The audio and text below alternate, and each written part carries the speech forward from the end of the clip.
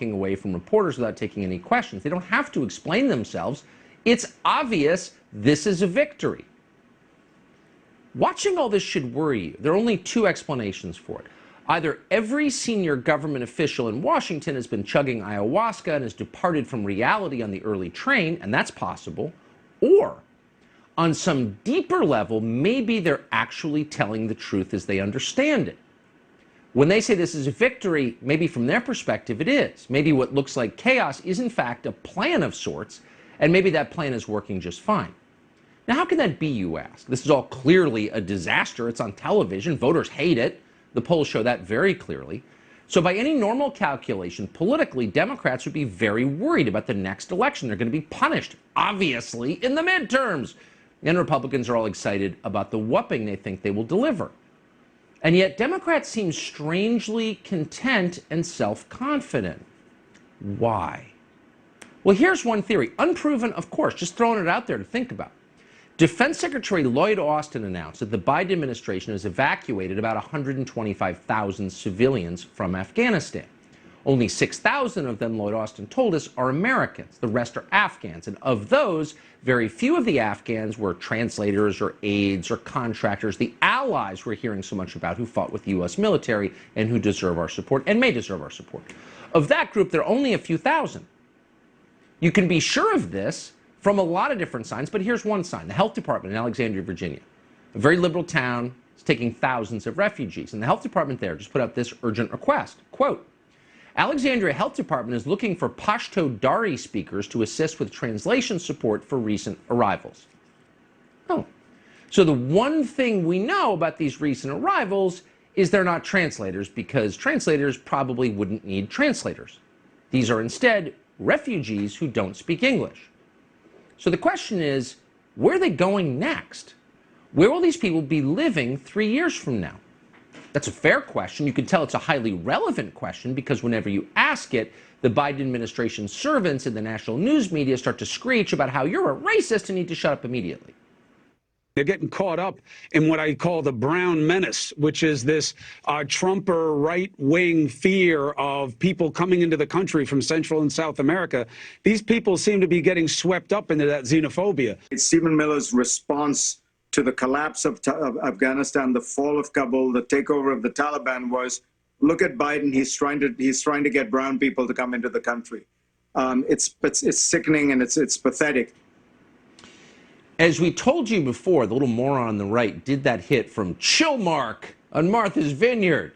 And we've been begging the State Department, please send 125,000 Afghan refugees to Chillmark on Martha's Vineyard because the people there are open-minded. Clearly they are.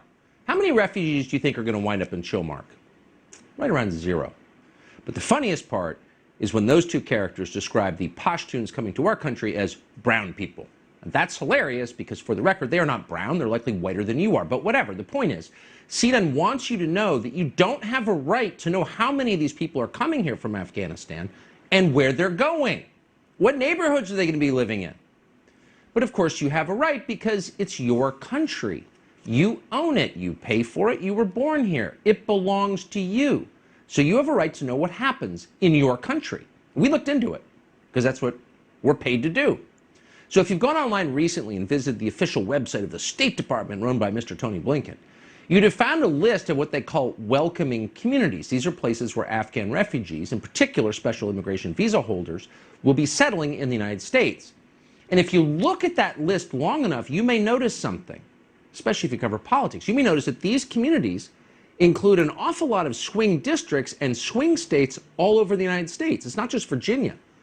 3 of these communities are in Texas, a state the Democratic Party has tried to flip for years now. It's their first priority. One of these cities is Austin, one is Dallas, another is Houston.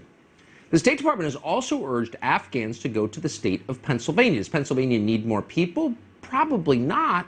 A lot of unemployment between Pittsburgh and Philadelphia, but Pennsylvania is also a state that Donald Trump won in 2016. So maybe they should go there. Florida, Atlanta, Georgia, Nevada, Colorado, they're also on the list. Are you surprised by this? Funny. One swing state that's not on the official list is Wisconsin, but they're getting a lot of refugees from Afghanistan too. This hasn't been publicly announced. We learned on Monday when Congressman Tim Tiffany joined us to describe his visit to Fort McCoy in the state of Wisconsin. He said of the 2,000 Afghan nationals there, none were special immigrant visa holders, meaning none had worked for the U.S. military. None of them were, quote, allies, the people to whom we owe free health care. He also said that these Afghans, despite not being allies, were free to walk off the base anytime into our country and just move here. Like, whatever. No paperwork for them. Nobody was stopping them.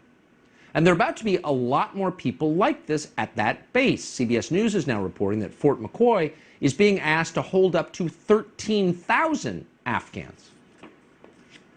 The governor of Wisconsin aware of this? What do the people of Wisconsin think of it? Nobody cares what they think. It's not their country. Oh, but it is. And you should be nervous watching this. In a truly democratic system, in a functioning democracy, the people who wrecked Afghanistan and humiliated the United States and sapped American power, maybe forever, would be punished badly in the midterms. They would lose power over this. They'd be held accountable. And they know that. So they're doing everything they can to avoid accountability, to avoid an election they will lose. They're flooding swing districts with refugees they know will become loyal Democratic Party voters. They're opening the southern border to more than 200,000 illegal migrants per month. That's the equivalent of nearly 2 Afghan airlifts every 30 days. And above all, they are using COVID to change how we vote. These are the tools they are using to maintain power, and maintaining power, let's be completely clear and never forget, has always been and always will be their only goal. And that's why the CDC, which for generations was a respected public health authority, and for good reason, was created to fight malaria, did a good job at that, now seems to be in charge of housing policy. Remember when Rochelle Walensky defied a Supreme Court ruling earlier this year to tell you that you can't